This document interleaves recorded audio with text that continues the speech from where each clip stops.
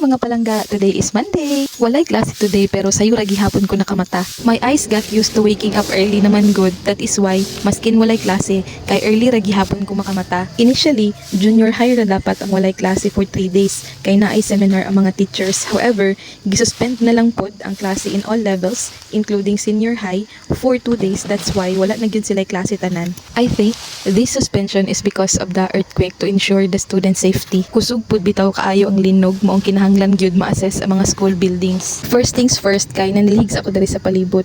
Tan-awa hapsay gyud kay tan-awo no inig mahuman og silihig kay walay mga dahon. Murag luag kay siya sa paminaw kung limpyo ang palibot. Pagkaman ako panilhig kay ako asa ning gihalay ako ang mga nilabahan nga wala na og kagahap. Pag mata pagyud nako ganiha buntag kay brown out na pod maong instead sa rice cooker kay sa gasol na lang ko naglungag. Mulakaw man gud minigawrong ni karon kay naa siya asikasuhon dito sa PSA.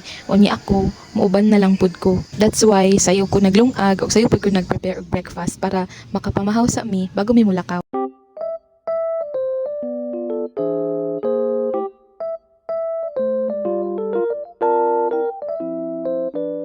After na mo magpa-photocopy sa mga documents and all, kay naabot na mi diri sa PSA and then pakyasa makaw ni gawrong ni pakyasa mong lakaw kay sirado ang PSA tungod atong earthquake. Tanan day mga government offices sirado.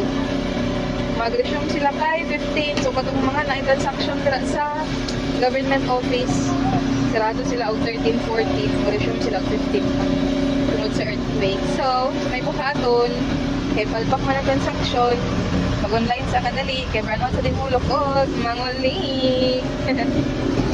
Yan sa kuwan, oh. Siglis ko nila sa pain sa Santol, Bangkok, Durian. Sila kami sa halin. Sang Lansunis, Langka, Rambutan, oh. Rambutan nga maharlika. Gana, oy. Ug wala gyud nakaagwanta pang pagkatao ni Gawrom ni kani hapit gyud ni atong na maligya og similya kilid sa dalan. Daghan kay silag mga similya unya ako ang ganahan kay naay similya sa grapes. Gusto nako nga matry og tanom dito sa bukid kay paborito biya kaayo ni kay ang grapes no. May na lang basi daay mabuhi so makatipid ta kay mahal kaing kilo sa grapes bayad. Sa mga gusto mamalit kay naara daw sila dito until November. Naara sila at bang sa Yamaha. And sa mga hilig pud mangukay kay gora na mo diri kay daghan kaay display diri kilid sa dalan para na pud ni siya sa Kalingawan diri sa Malita for October and November. So this is it mga palangga for my mini vlog. Thank you so much for always watching and thank you so much Lord for today. Ugma na pud ha.